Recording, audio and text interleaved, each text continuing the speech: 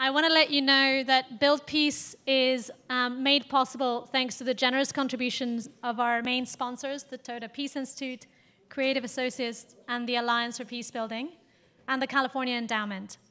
And I would now like to invite them to share why they support this conference. Ayan, if you'd like to join me up here. And I'll let you introduce yourself. Thanks, Lona. Hope you all are coloring. My name is Ayan Kishore, and I'm really happy on behalf of Creative Associates International to be supporting Build Up and this conference. I thought I'll tell you a little bit about Creative and why we are supporting the conference. Creative is, for those of you who don't know, an international development services firm based in Washington that was founded by women in 1977. And we have, over the years, worked in many countries. And currently we're working in 30 countries on the ground in helping with different aid, development, and peace-promoting projects. And the reason we're here is, firstly, the topic. I mean, we work often in conflict and post-conflict countries, and Borderlands is really our reality, whether it be in Middle East, Africa, or here in Central America, close by. In fact, very recently this year, we commissioned a study on what are the factors in Guatemala, Honduras, and El Salvador that's leading to the sort of migration, sometimes dangerous, that you just heard about. And how can we do things at a community level that are actually targeted based on data? And in fact, my colleagues on Sunday afternoon, including our Director of Latin America and Caribbean, and also our Practice Area Director for Citizen Security, will share some of these findings and help you all, if interested, how do we design programs that are targeted and data-centric. The second reason why I'm really excited about supporting Build Peace in this conference is, truthfully, this conference is the South by Southwest of peace building. It is, I'm not kidding. I mean, it's first, it is a much smaller and healthier, manageable volume, but that actually creates, I think you heard right in the beginning, you have artists, you have tech people, you have peace builders, and all of them are coming together and sharing things from a different perspective, and that's really is magical. To me, one of the best parts of the conference is that the format of the conference is actually immersive and provides an environment for reflection. The fact that we're going to be in Tijuana tomorrow, and just my personal experience is I try to come to this whenever I can, and it's one of the few that I do, is because the moments of actually coming and stepping away from your work and engaging in the dialogue while physically being in a space that promotes that is amazing. And I'm remembering, actually sitting in and participating in a peace hack and writing up a theory of change of what does it mean to have a peace hackathon. Or thinking about, in Colombia, about polarization while we were designing a depolarization campaign, and sitting with an indigenous person from Colombia and realizing that our ways of thinking are so apart and so amazing to have that perspective. So it's those sorts of moments I hope you all share, and that's why we're here. Thank you. Thank you. So Chip, would you like to join us now?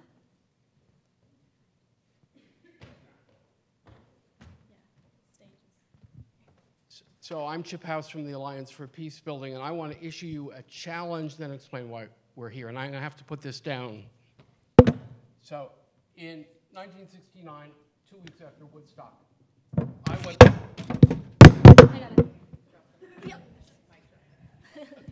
to graduate school to become a quantitative political scientist so I could end the war in Vietnam by Thursday.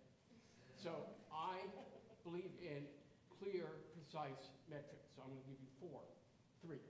When I got involved in this field in 1983, we were maybe here.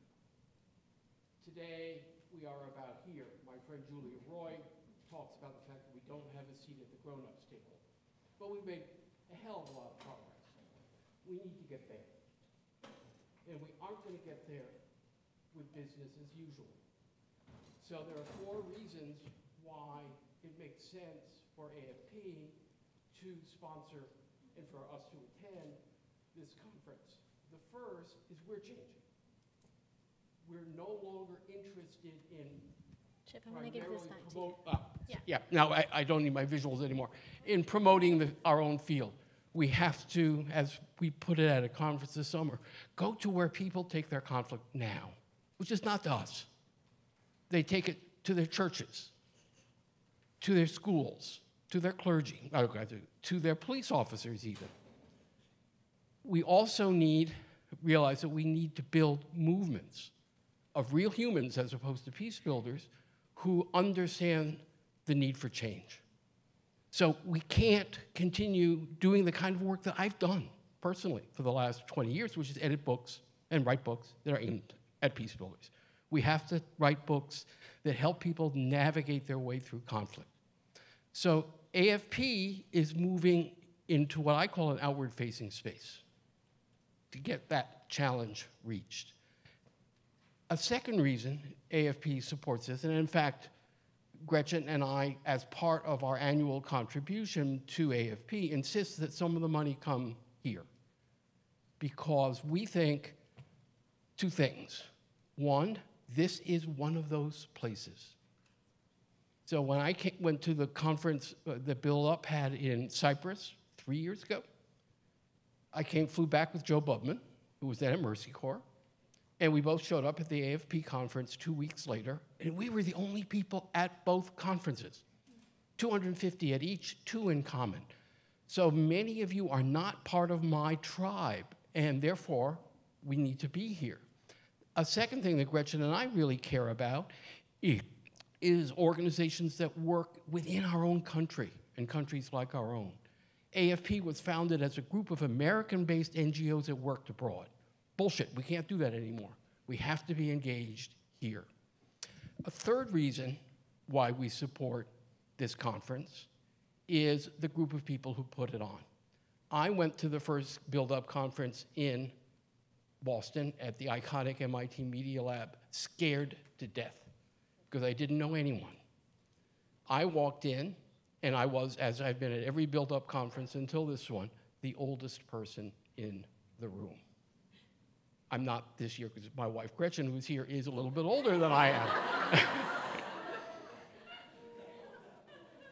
And if peace building is about relationship building, I was greeted with the kind of open arms I've only felt in one other place in this space, and that's when I go work with the military.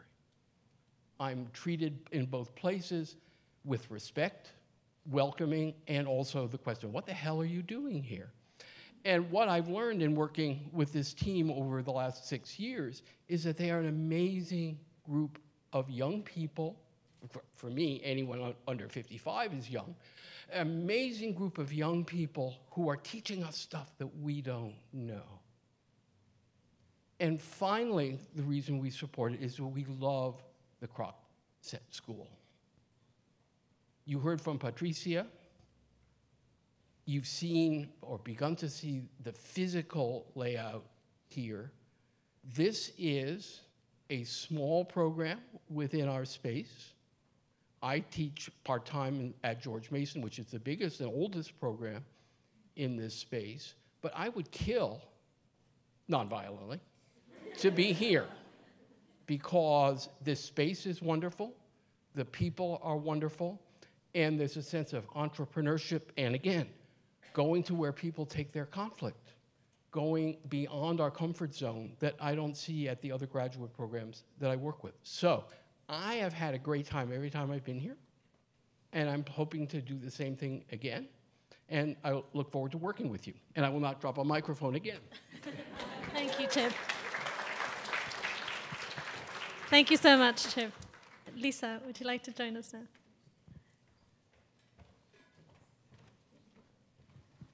Well, it's wonderful to be here. Thank you to the School for Peace Studies for hosting us, and thank you for letting us be a co-sponsor. It feels like an honor after hearing about this conference for many years. I'm so happy to be here, and there's 4 reasons why I'm excited. The first one is that the field of peace building does not have borders. It's been an interdisciplinary field from the very beginning, recognizing that it is the juxtaposition of psychology and religious studies and political science and many other fields that is making this a rich and insightful way of understanding the world around us. So there's no borders in the field of peace building. At the Toda Peace Institute, our head office is in Tokyo. I live in Virginia, and my colleagues live in a variety of other countries. We are a nomadic think tank and research institute. So every year we hold our workshops and our events all over the world. We don't have a centralized location. And the themes that we are dealing with are climate change, nuclear threats, and social media. And these three challenges have no borders either. They are threats to the global community because of the nature of social media and climate change and the nuclear threats that do not stop at the border. And I think the values of the Toda Peace Institute in looking at the arts is also a reason why we are excited to be here, because many of us at the Toda Peace Institute have a political science background, but we are also artists. I'm an oil painter, and what I really love about the arts is that, I forgot my crayons here. What you learn in art school is that it is the opposite color on the color wheel that is the complementary color. And so when you're painting, you are putting the orange next to the blue because they bring out the beauty in each other. And I think that really resonates with what you were saying, Monica, earlier.